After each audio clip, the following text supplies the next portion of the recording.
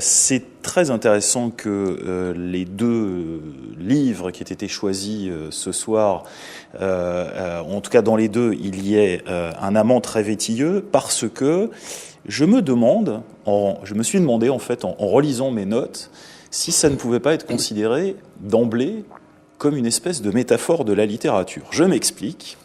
Vous nous avez parlé du personnage principal, qui est donc cet Anatole Vassampen. Il rencontre un libraire. Ce libraire s'appelle Kuzu Kabe.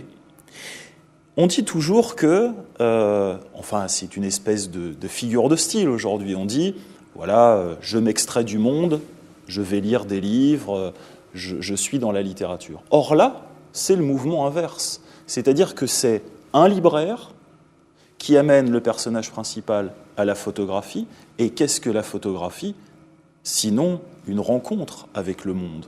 Donc là, j'ai l'impression qu'il y a un mouvement inverse. Est-ce que vous avez pensé ce livre comme ça, ou est-ce que mon interprétation de lecteur fait totalement fausse route, cher Alberto Manguel ? Quand un certain critique avait signalé à Pavese certains aspects de son œuvre qui éclairaient son monde, Pavese lui avait répondu « C'est vrai, ces choses sont là, mais ce n'est pas moi qui les ai mises. » Je suis toujours enchanté de ce genre de lecture enrichissante de mes livres. Et William, dont je commençais à connaître ses points de vue littéraires par le blog qu'il tenait, parce qu'avant je ne le connaissais que comme journaliste, très bon journaliste Arte, m'a souvent fait découvrir ces choses dans mes livres que je n'avais pas mises. Parce que, comme tout écrivain vous dira, le processus de création d'une œuvre non seulement est en grande partie inconscient, mais doit l'être. Parce que dès que je commence à comprendre que je fais tourner ces personnages par ici parce que je voulais signaler telle chose, l'effet n'est pas le même. Il faut que ça reste, au moins pour moi, incompréhensible, secret, mais efficace. Et donc, certainement, cette lecture que tu fais de Vassampen, qui fait ce chemin inverse du lecteur, est tout à fait vrai. Mais je dis ça en même temps parce que, à l'époque, très honnêtement, ça ne m'était pas sauté aux yeux. C'est vraiment, en préparant cette rencontre à nouveau, que, à la lumière de ce qu'on s'est dit déjà lors de rencontres, oui, soit pour le blog, soit pour des émissions de radio, que m'est apparu ce mouvement inverse de ce qu'on dit d'ordinaire dans la vie. La littérature isole, tu connais toutes ces phrases, la littérature isole, quand on lit, on n'est pas dans le monde, toutes ces vieilles lunes qui, pour moi, n'ont pas de sens. Absolument. Non, là, c'est vrai que ça doit être quelque part au cœur de tout ce que j'écris, parce que pour moi, c'est une réflexion de base. Quand on nous dit que la littérature, la lecture nous fait échapper du monde, c'est un mensonge. C'est ce qu'on raconte aux enfants pour qu'ils ne lisent pas, ou qu'ils ne lisent pas d'une façon profonde et vraie. Parce que la littérature nous met le nez dans le monde. Est-ce qu'on reconstruit le monde en lisant ? On le reconstruit, oui, et surtout, on trouve, si on est chanceux, si on ouvre le livre à la bonne page, on trouve le monde qu'on ne savait pas connaître et qui est là mis en mots. Le monde, notre monde, notre expérience, une chose qui me paraît magique, effarante et réjouissante, c'est que quelqu'un que je n'ai pas pu connaître, qui ne m'a jamais connu, dans une culture autre que la mienne et qui n'a pas pu soupçonner la mienne, mettons Virgile par exemple, donne de mots à une expérience que moi j'ai eue et que je n'ai pas pu encore nommer. Ça c'est un acte absolument magique. Et donc tu es absolument vrai, la littérature non seulement nous ouvre les fenêtres sur le monde, mais elle nous pousse par cette fenêtre. Mais d'autant plus que, et encore une fois dans ce livre, il y a cette phrase, une phrase qui m'a beaucoup marqué, là non plus que je n'avais pas vraiment remarqué à l'époque, mais là qui m'est revenu comme un boomerang. Tu écris « L'écrivain est l'œil, le nez et l'oreille de la société ». Oui. C'est presque les 5 sens. Oui, j'aurais pu ajouter les autres. Voilà. Mais bien sûr, parce que nous essayons de communiquer avec le langage, avec des mots. Nous savons en même temps que les mots sont un instrument faible qui ne communique jamais à fond ce que nous voulons dire. Oui. Et pourtant, c'est le seul recours que nous avons, c'est la seule façon de nous faire comprendre. Et donc, comment faire pour utiliser ces mots d'une façon, la façon la plus riche possible? Eh bien, en laissant que Flaubert, Dante, Cervantes mettent en mots l'expérience du monde et deviennent donc mes oreilles, ma langue, mon toucher, mes yeux, mon nez. Et est-ce que aussi l'intérêt, entre guillemets, j'aime pas beaucoup ces notions d'intérêt, mais la langue de la littérature ne peut pas être, par définition, binaire. Qu'est-ce que je veux dire par là? Le langage, dans la société moderne, sert certains vecteurs. Par exemple, la télévision. La télévision a un monde binaire, une chose est ou elle n'est pas. Voilà. Il n'y a pas de vérité littéraire. Non, ça c'est la parfaite définition de la littérature. Ou alors, si la vérité est littéraire, elle est vérité en tant que, paradoxalement, elle pose une question. Ou toujours des questions. C'est le dogme qui donne des réponses. C'est le langage dogmatique qui donne des réponses. Donc la littérature ne peut pas être dogmatique. La littérature pose des questions, toujours.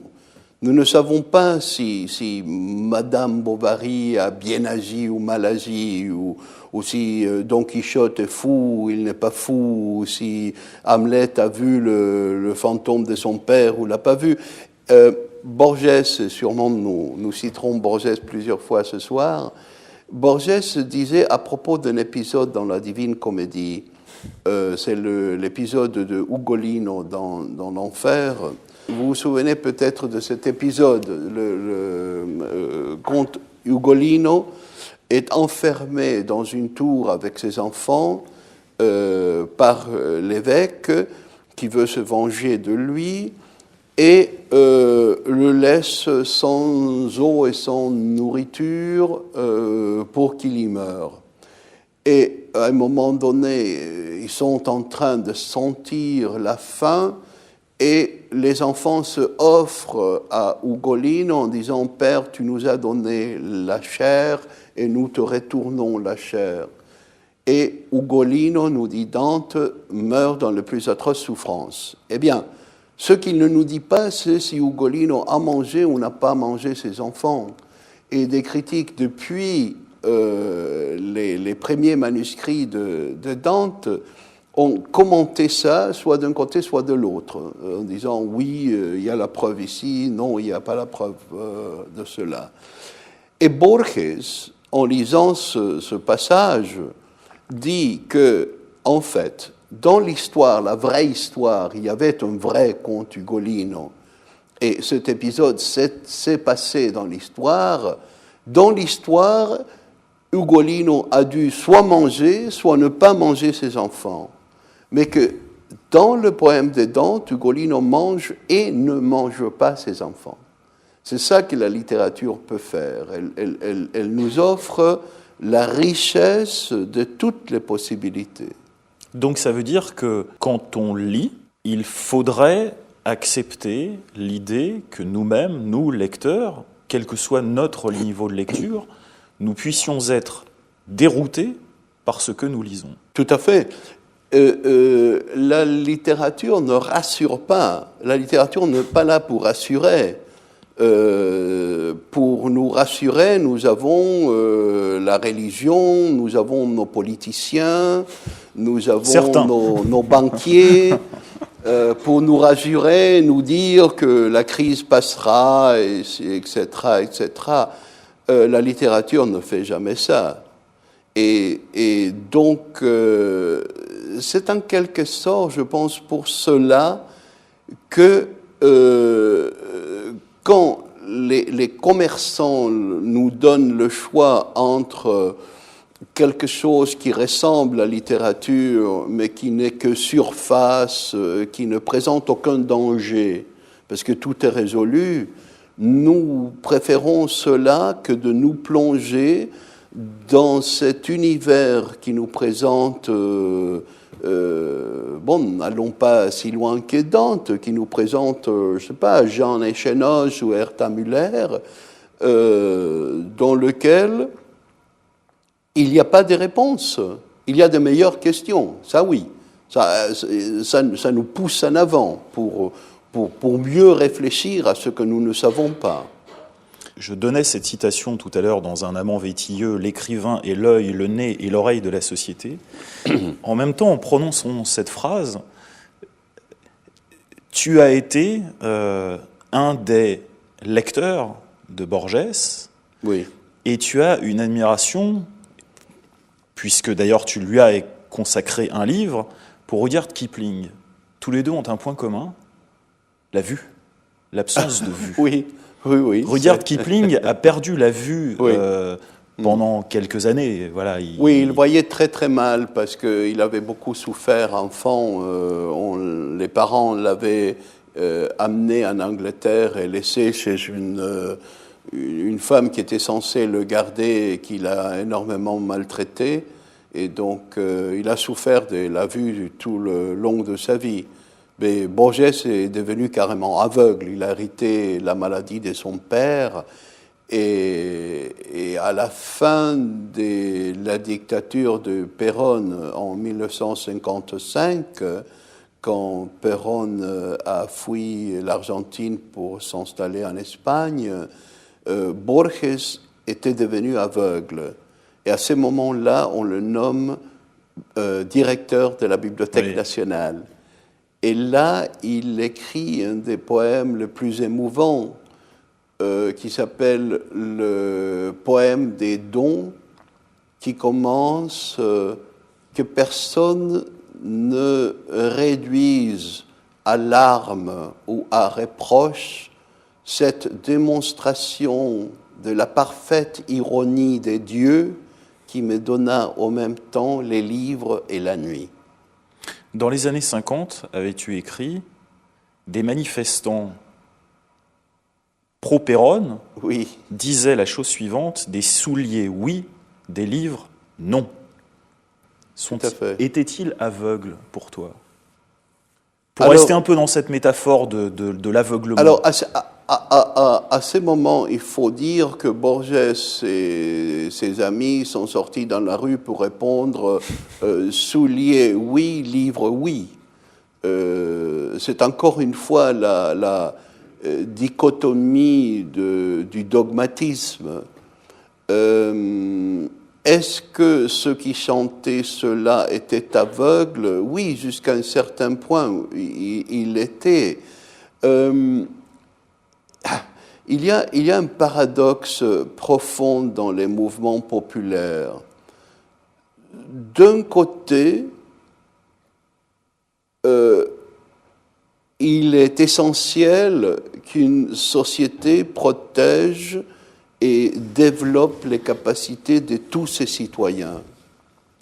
Mais de notre côté, et déjà Platon réfléchissait à cela, la plupart des citoyens n'ont pas les connaissances nécessaires pour porter un jugement lucide sur les décisions que cette société doit faire.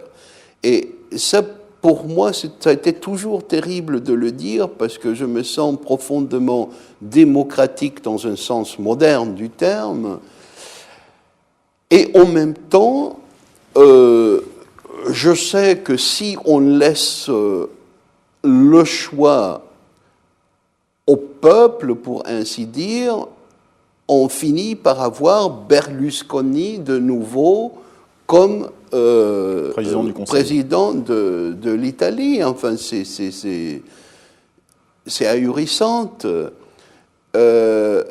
Donc, quoi faire? Comment trouver le moyen de ne pas être tyran et de mener la pensée du peuple au moins dans un lieu de réflexion qui peut bien sûr aboutir non aux conclusions que moi j'aurais prises, mais oui un lieu de réflexion et non tout simplement un lieu de réaction, de dire comme ils peuvent pas dire comment il est beau parce qu'il est pas beau, mais combien il est bien coiffé, bien habillé, il a toutes les filles qu'il veut et donc moi je veux être comme lui, donc il doit être celui qui nous gouverne. Donc comment sortir de ce genre de réflexion? Là encore, si on peut mener à la littérature, je ne dis pas que la littérature est la solution pour tout,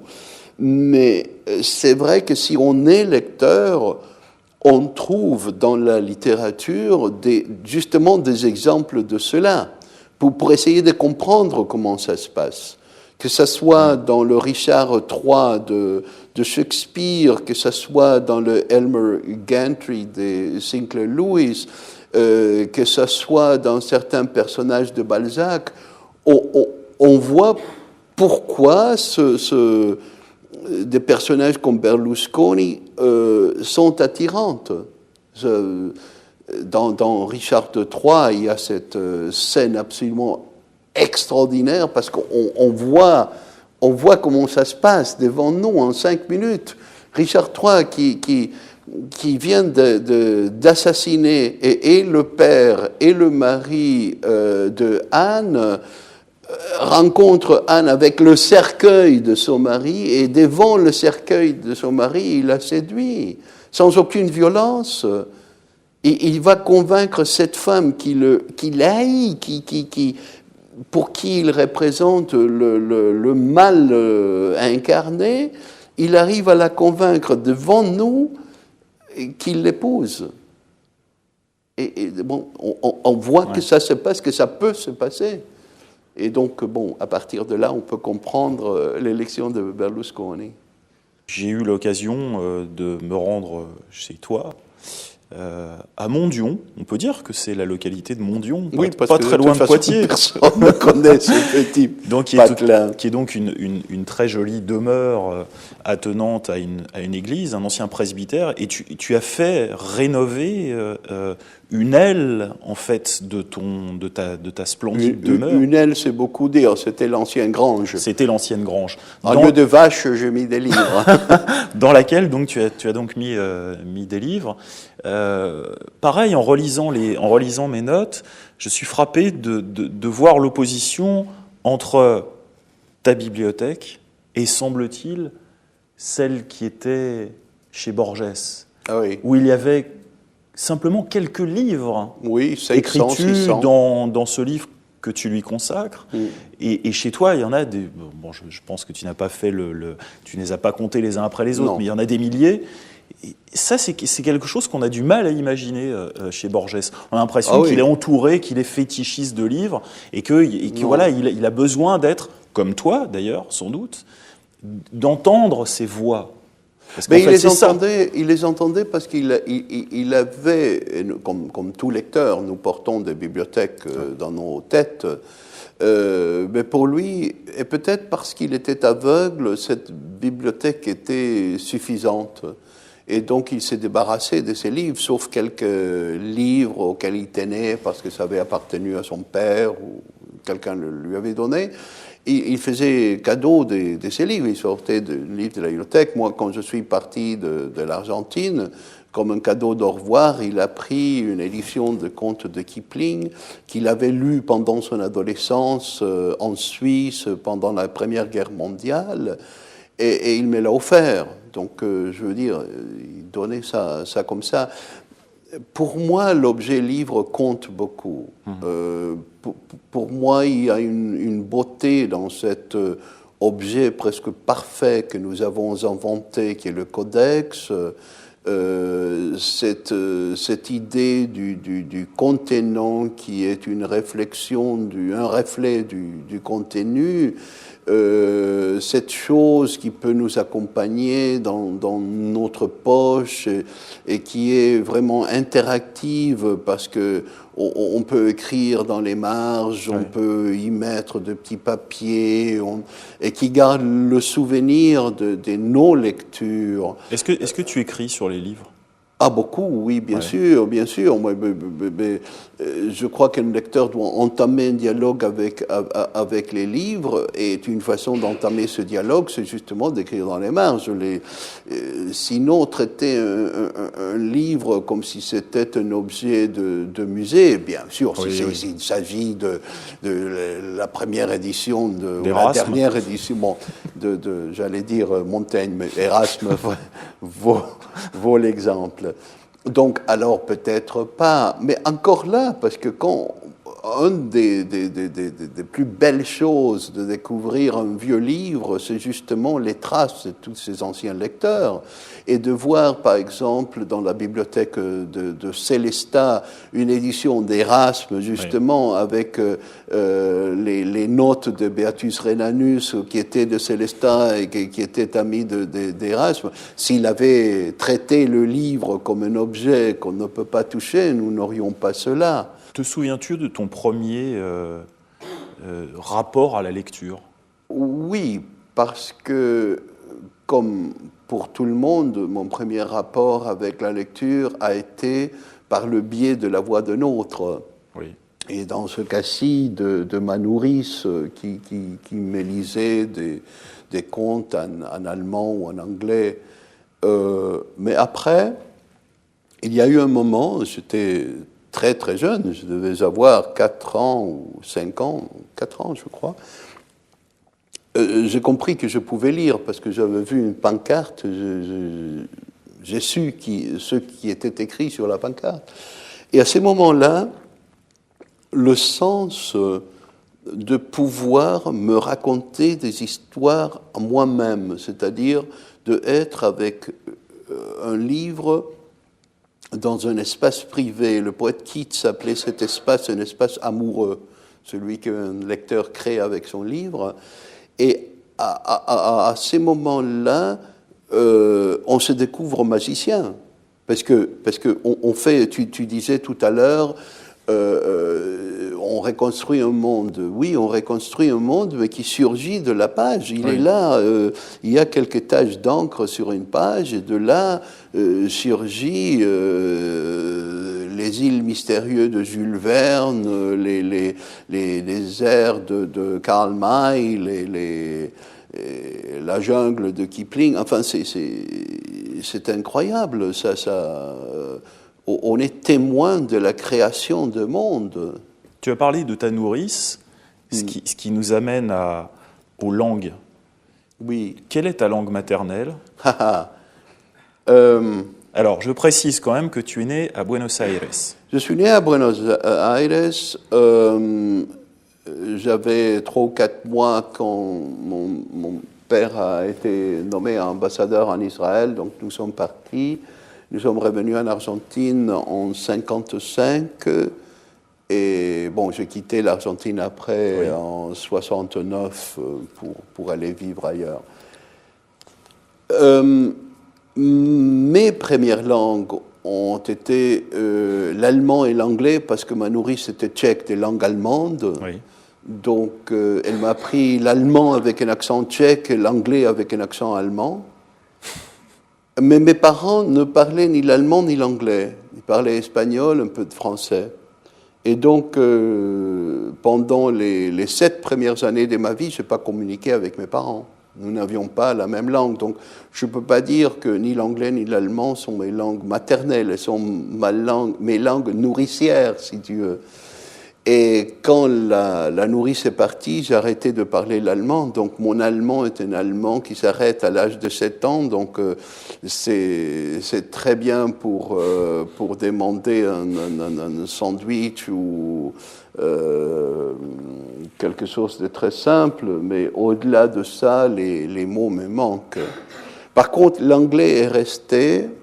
Et après, quand mes frères sont nés, eux, ils avaient une autre nourrice qui leur a appris l'anglais, donc notre langue commune était l'anglais. Et l'anglais est resté donc pour moi ma première langue. L'espagnol, je l'ai appris en rentrant en Argentine. Donc l'essentiel de tes livres aujourd'hui sont écrits en langue anglaise. En anglais, oui. Ils sont traduits parce qu'il faut toujours rappeler le nom des traducteurs. Traducteur, dis-tu voilà, dans un de tes livres qu'il est le lecteur idéal? Tout à fait, tout à fait, oui. J'ai pensé, parlant de traduction, qu'on devrait concevoir une nouvelle histoire de la littérature, mais du point de vue des traducteurs. C'est-à-dire récupérer les noms des traducteurs et les grandes traductions et écrire une histoire de la littérature qui est basé sur ces livres-là. Parce que, bien sûr, enfin, supposons dans la littérature française, l'importance de Faulkner, l'importance de Kafka, l'importance de Dostoïevski, c'est pas Dostoïevski, Kafka et Faulkner qu'on a lu. On a lu les versions de certains traducteurs talentueux qui ont donné aux lecteurs français ces chefs-d'œuvre. Mais il faut leur faire justice. En revanche, tu n'écris pas en français. Non, je fais 5 ans de français au lycée, 6 même. Et j'ai longtemps vécu en France. Mais j'avais un professeur de français qui nous disait toujours « une faute en français est une faute morale ». Et ça m'a toujours découragé de même essayer d'écrire en français. Parce que c'est vrai que tu parlais de différentes langues. Et c'est vrai que chaque culture a un rapport différent avec sa langue. Oui. Pour des raisons, des circonstances, par exemple, l'anglais aujourd'hui est très, très négligent avec sa langue, qu'il soit anglais d'Angleterre ou qu'il soit américain. Moins pour les gens de l'Inde, moins pour les gens de l'Irlande et de l'Écosse. Mais peut-être parce que tout le monde utilise l'anglais comme une sorte de lingua franca, mais très dénaturée. Donc ils ont accepté ça et les Anglais, les Américains parlent un anglais très très mauvais. On peut parler mal l'espagnol, on peut parler mal certainement l'anglais, certainement l'italien. On ne peut pas parler mal le français. C'est quelque chose que les francophones n'acceptent pas. Et si bien, bon, ils font des erreurs comme tout le monde les fait, ils sont beaucoup plus conscients de ces erreurs et ces erreurs ont une importance beaucoup plus grande pour eux que pour les anglophones ou ceux qui parlent l'espagnol. Par exemple, il n'y a aucune autre culture qui aurait comme divertissement à la télé des dictées. Bon, ça, en anglais, c'est une punition. Absolument. Et pourtant, le français réjouit de cela. Oui, Pivot, par exemple, est un phénomène entièrement français. Encore que je pense qu'on peut considérer cela comme une référence à la nostalgie française. La nostalgie de la République des professeurs, la nostalgie de l'école communale, la nostalgie du temps où les professeurs, me semble-t-il, avaient un statut particulier parce que, dans l'exercice de leur activité, il ne leur était demandé que d'enseigner et pas de faire la police, l'assistante sociale, etc., etc. Mais ça, c'est absolument vrai, mais c'est aussi le cas pour les Anglais, par exemple, ou pour les Italiens. Et pourtant, la nostalgie ne passe pas par la langue, ça passe par un tas d'autres choses. Non, je crois que pour le francophone, la langue fait partie de quelque chose plus profond que l'identité. Elle est incarnée dans le corps même.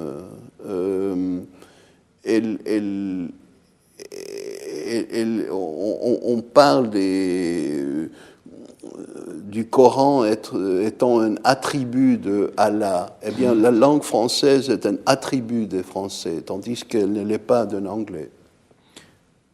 Vétilleux, amant vétilleux, ça veut dire qu'il y a un goût pour le détail. Oui, c'est un mot que j'ai trouvé j'aime beaucoup lire les dictionnaires, et j'ai trouvé ça dans un dictionnaire historique de la langue française, parce que nous connaissons le mot vétille, mais bon, l'adjectif vétilleux est rarement utilisé de nos jours. Et j'ai trouvé ça très bien pour traduire un mot que j'avais inventé en anglais, qui est over-discriminating. Donc j'aimais cette idée d'un amant qui va chercher la minutie. Parce que ce roman a une histoire assez amusante. Je ne sais pas si tu l'as raconté. Mon éditeur brésilien avait décidé de lancer une collection de littérature érotique. Et alors, il m'a demandé si je ne voulais pas écrire un roman érotique. Et moi, j'ai un problème avec la littérature érotique. Bon, d'un côté, la littérature franchement pornographique, elle est ce qu'elle est. Mais sinon, la littérature érotique a pour moi soit un langage trop clinique, soit il est tellement à l'eau de rose que ça me fait rire. Enfin, je ne peux pas lire Catherine Millet, par exemple, sérieusement. Bon. Et donc, comment faire pour écrire un roman érotique ? Je me suis dit, peut-être si je passe par un style académique, écrire une sorte de essai pompeux et prétendument sérieux, avec plein de notes en pied de page, une grande bibliographie. Bon, je ne vous ai pas lu, je vous ai épargné la bibliographie, mais il y a une copieuse bibliographie pour ce roman, qui d'ailleurs a été lu comme un essai en France. C'est très amusant, ça a été pris au sérieux. Il y a des gens qui me demandaient de voir les papiers, de voir les photos de Vassampen et tout ça. Et donc d'imaginer quelqu'un pour qui l'érotisme passait non par le corps humain en entier, mais par les détails, et les détails méconnaissables. C'est-à-dire, il ne voulait pas savoir que la pointe d'un doigt était un doigt. Pour lui, c'était autre chose. Mais est-ce que cet adjectif de vétilleux, tu le prendras à ton compte ? Est-ce que toi, tu te considères comme étant quelqu'un de vétilleux ? Oui et non. Vétilleux dans le sens que les détails me fascinent. C'est-à-dire, j'aime le fait de savoir que Saint-Augustin a fait le voyage de Rome à Milan parce qu'il avait essayé d'enseigner à des élèves récalcitrantes et qu'ils ne lui ont pas payé. Et ce détail que le pauvre Augustin est là comme un petit professeur de province aujourd'hui, en se regardant les poches et disant bon, comment je vais faire pour manger ce soir, vaut mieux que j'aille voir un ami de maman qui est à Milan et qui va peut-être m'aider. Voilà, c'est les détails qui m'enchantent. Mais le problème, c'est que pour être vraiment vétilleux, je devrais avoir aussi un sens de l'ordre. Je devrais être comme ces collectionneurs chinois du XVe ou XVIe siècle qui avaient de petites boîtes qui étaient appelées des curiosités elles-mêmes, avec plein de petits tiroirs et de petits cachets où ils gardaient des vétilles. Et moi, j'aime bien collectionner ces vétilles, mais je n'ai pas la boîte. Je suis très mauvaise en théorie.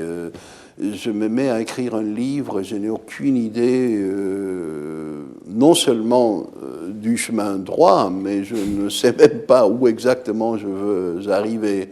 Et je me laisse distraire par un tas d'autres vétilles. Et donc, dans ce sens-là, oui, je suis vétilleux, je ne le suis pas. Et en même temps, cette accumulation de petits détails, cette accumulation de savoir au pluriel, ce n'est pas le savoir. Non. Non, ça c'est en fait une belle phrase de Sénèque concernant les bibliothèques, mais qu'on peut appliquer à la toile aujourd'hui. Sénèque disait que l'accumulation de savoir au pluriel n'est pas le savoir.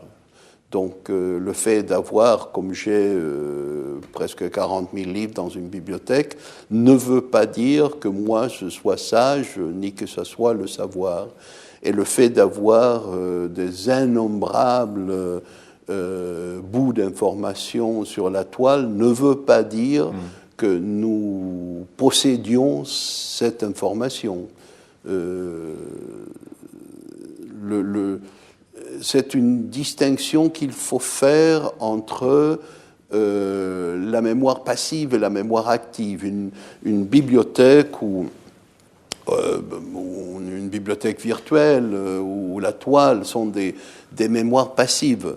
Elles n'existent que au moment où je sais ce que je veux chercher et comment trouver ce que je veux chercher. Donc ça se passe un peu de façon inverse à ce qu'on pourrait supposer. Il faut que je sache la réponse avant de pouvoir poser la question. Voilà. Je me demandais si finalement, en réhabilitant ou en l'habilitant le statut de lecteur, ce que tu fais, je crois, tu n'es pas, d'une certaine manière, la personnification d'un poème de La Fontaine, Le laboureur et ses enfants, qui dit la chose suivante.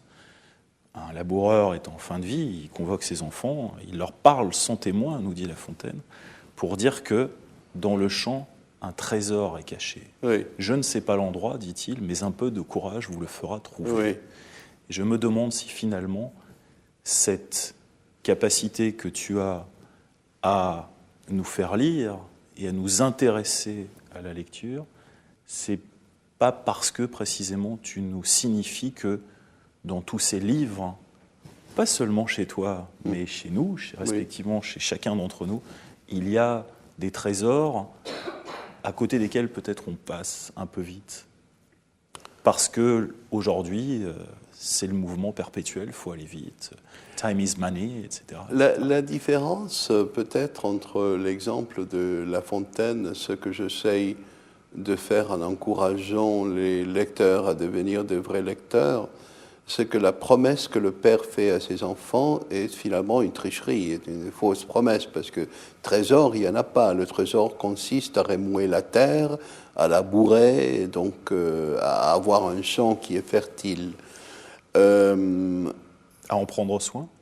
Comment ? À en prendre soin. À en prendre soin, certainement. Bon, tout ça est vrai aussi pour les lecteurs, mais en plus, il y a un trésor. C'est-à-dire qu'il y a la page de Montaigne qui définit l'amitié, il y a le texte de Tolstoï qui parle de la mort, il y a le texte de Flaubert qui parle de l'amour, ainsi de suite. Ces trésors sont là. C'est surtout quand je parle à des adolescents que je leur dis que, entrant dans une bibliothèque, je peux leur faire une promesse, une vraie promesse. C'est que sur ces étagères, il y a un livre qui a une page qui a été écrite pour eux.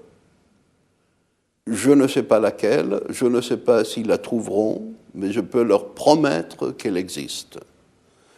Et donc, la promesse du trésor, en ce qui me concerne, est vraie.